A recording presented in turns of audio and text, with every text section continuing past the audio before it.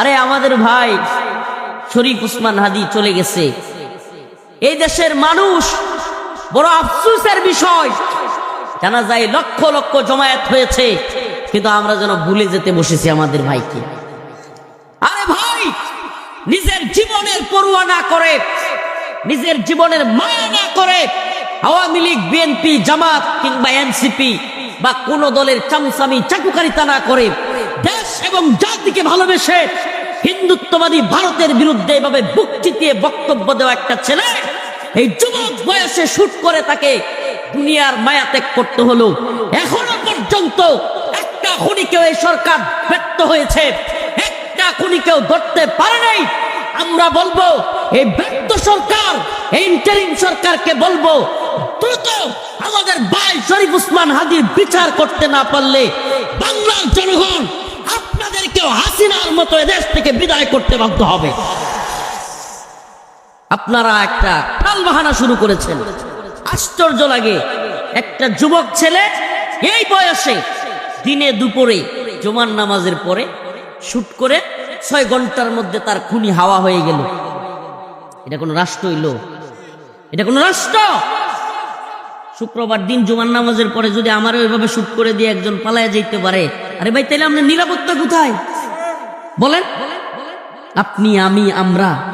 আরে মিয়া, শরীফ ওসমান হাদির মতো পরিচিত ব্যক্তির যদি এই দেশে খুনের বিচার না হয়, আপনার আমার বিচার হইব? তাইলে এটা কোনো রাষ্ট্র হইল? আর আফগানিস্তানের দিকে তাকায় দেখেন, সুবহানাল্লাহ, ওয়ালাউ আন্না আহলাল কুরা আমানু ওয়াত্তাকু লাফাতাহনা আলাইহিম বারাকাতিম মিনাস সামাই ওয়াল আরদ। আল্লাহ যে বলছে, যেই ভূমিতে, যেই জমিনে, যেই জনপদের লোকেরা আল্লাহর কোরআন দিয়ে নিজেদেরকে শাসন পরিচালনা করে, কোরআন হয় তাদের সংবিধান, যেই ভূমিতে আল্লাহর কোরআনের আইন চলে, তাকওয়া এবং খোদা বিরুতা থাকে, ওই জমিনে এত সময় নেওয়ার সুযোগ নাই। আর বাংলাদেশের এই পশ্চিমা আইন, এই তথাকথিত পশ্চিমাদের, ইংরেজদের সেই রেখে যাওয়া আইন এখনো পর্যন্ত রয়ে গেছে। উরি বাবা, খুন হয়েছে আজকে, মামলা হয় কয়েকদিন পরে, তারপরে অনেক দিন জায়গা, আসামি ধরতে পারে না, এরপরে আরো কিছুদিন জায়গা, চার্জশিট দেওয়া হয়, 1 বছর 2 বছর পরে দেয় চার্জশিট, আবার 4-5 বছর পরে, 7 বছর পরে রায়, এরপরে রায় হইলেই বিচার হবে না, রায়ের পরে আসামি পক্ষ আপিল করে, আবার বাদী পক্ষ আপিল করে, আবার আপিল শুনানি হয়, আবার লিভ টু আপিল, ওরে বাবা, তারপরে রিভিউ।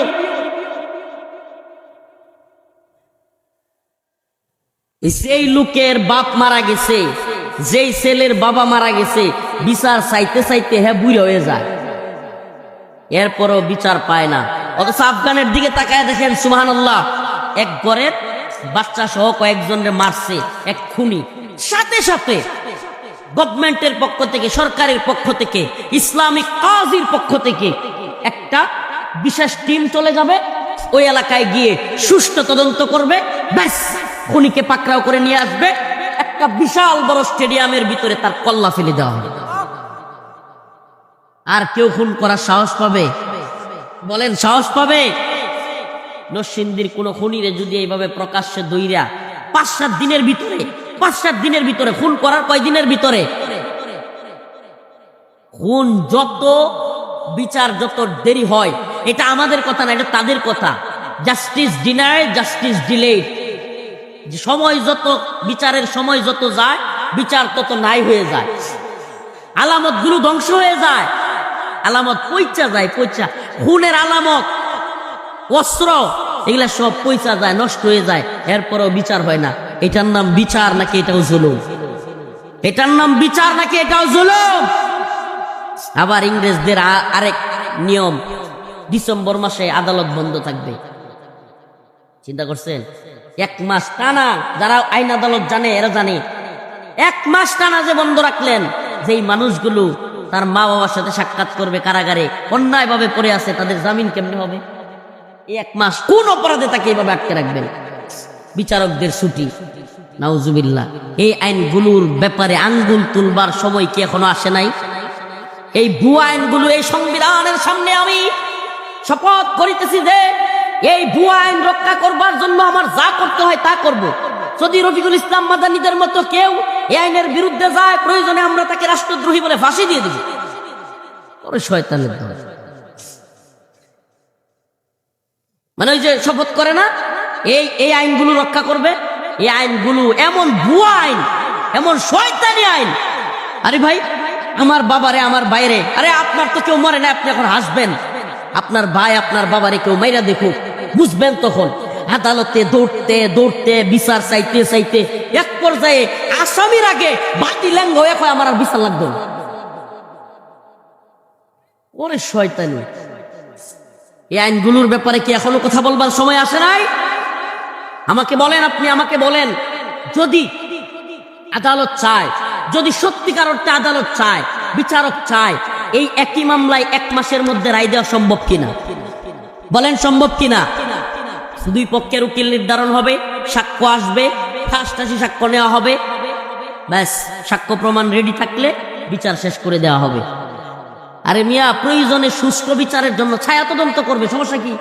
ছায়া তদন্ত করবে, সাক্ষীরা এক কথা বলতেছে, এটার সাথে মিলতেছে কিনা গোপনে 2-3 জনকে পাঠাইলে ওই এলাকায় সব দেখবেন মানুষ ফরফরায় বলে দিবে। ঠিক কি ঠিক না? প্রিয় ভাইরা আমার, এগুলা করবে না, এগুলা আপডেট করবে না, খুন সমাজের মধ্যে বাড়তেই থাকবে। আমাদের সমাজে আস্তে আস্তে খুন খারাপি বাড়তেছে না কমতেছে? চুরি, চিন্তায়, রাহাজানি, টেন্ডারবাজি, দুর্নীতি, সাদাবাজি কমতেছে না বাড়তেছে? আপনি এই দলের আর ওই দলের দোষ দিয়া লাভ কি হইব? আপনি কি মনে করছেন ক্ষমতার পালাবদল হইলে এগুলো সব চেঞ্জ হয়ে যাবো গা? না, এটা এই দল আর ওই দলের দোষ না, এটা সিস্টেমের দোষ। সিস্টেম, আপনি আমি বুঝতেছি না, এটা সিস্টেম হয়ে গেছে। খারাপ লোকগুলো আজকে আপনার আমার বিচার ফাইসালা করতেছে, খারাপ লোকগুলো আজকে আমাদের সমাজের আদবার মাতবর হইতেছে। এটা কিয়ামতের আলামত, এটা কিয়ামতের আলামত। দুই দলের লাগাইয়া দিয়া তলে তলে দুই পক্ষের কাছ থেকে টাকা নেই, দান্দা করে। আমনে ঘরে লাগাই মনে হয় নাই, এক দল আরেক দলের লগে ঝগড়া লাগছে, এরেও গিয়া খুসা দেয়, পারে এ বড় বদমাইশ ফাজিল ছাড়বি না, হেডিরও গিয়া খুসা দেয়, দুই অর্ডার লাগাইয়া দিয়া পরে একসাথে দরবার করে, কিছু টাকা খায়। আমাদের এলাকার একটা দরবারের কথা বলবো। এক দরবারের মধ্যে এক লোক 5,000 টাকা দিছে। কয় হাজার? 5,000 টাকা দিছে তার পক্ষে রায় দেওয়ার জন্য। আমাদের সমাজে, আমাদের সাধারণ মানুষের মধ্যেও আরেকটা আশ্চর্য সমস্যা আছে। সেটা কি? আমি আলহামদুলিল্লাহ পূর্বদলায় নেত্রকোনায় ছোট মানুষ হইলেও দরবার সালিশ কিছু করার সুযোগ হয়েছে, আল্লাহ তাআলা করছেন।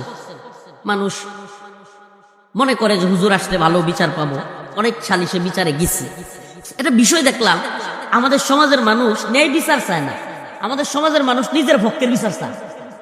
এটা আমি একবার সব বিচারক গিয়া দেখছি, ন্যায় বিচার চায় না, সঠিক বিচার চায় না, চাই কি আমার পক্ষে বিচারটা কি হইতে হইব, আমার পক্ষে। তো এই জিনিসটা অবাক হওয়ার, এই কাজটা করবার জন্য যেই নেতা তার পক্ষে বিচার ফাইসালা দিবে তার টাকাও দেয়। কি দেয়?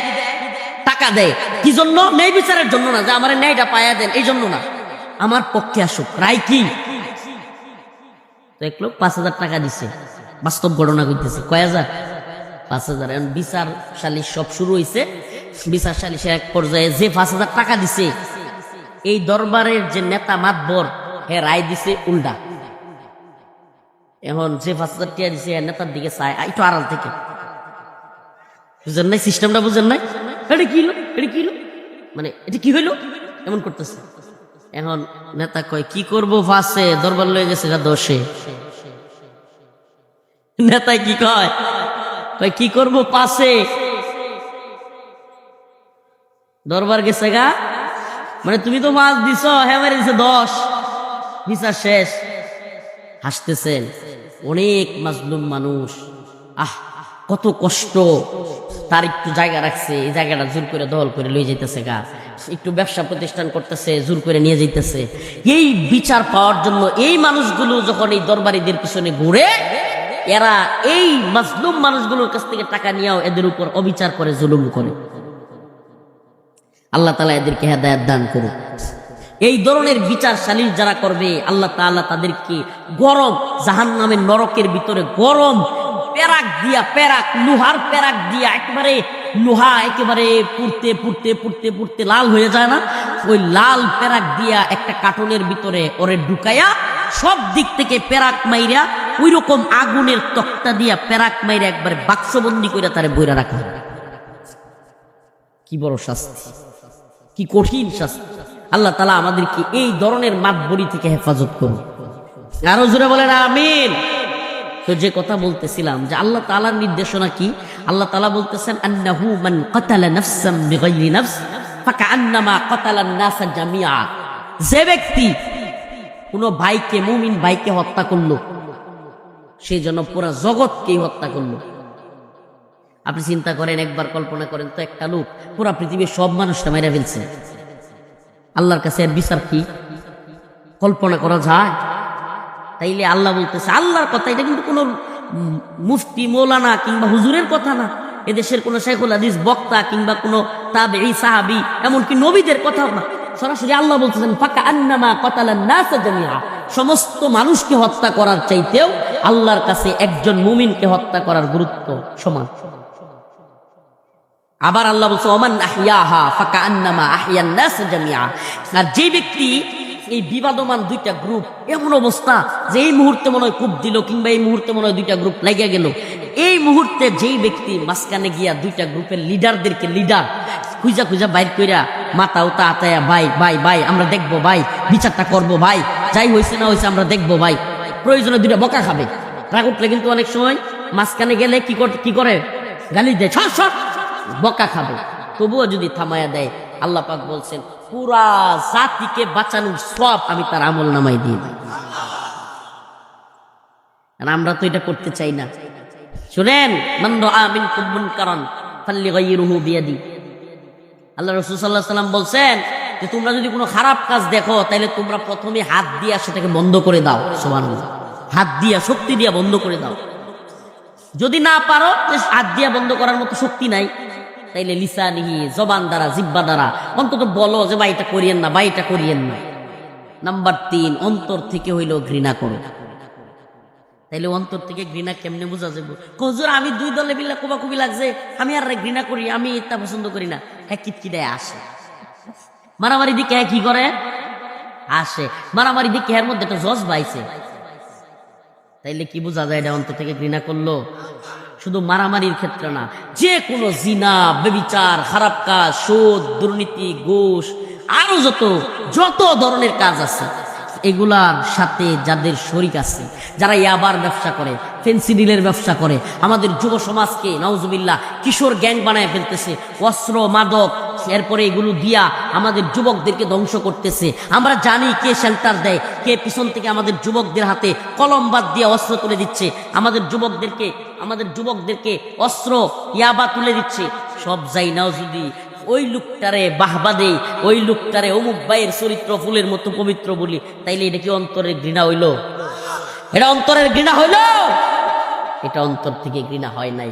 প্রিয় মুসলিম উম্মাহ, প্রিয় নরসিংদীর মানুষ, আজকে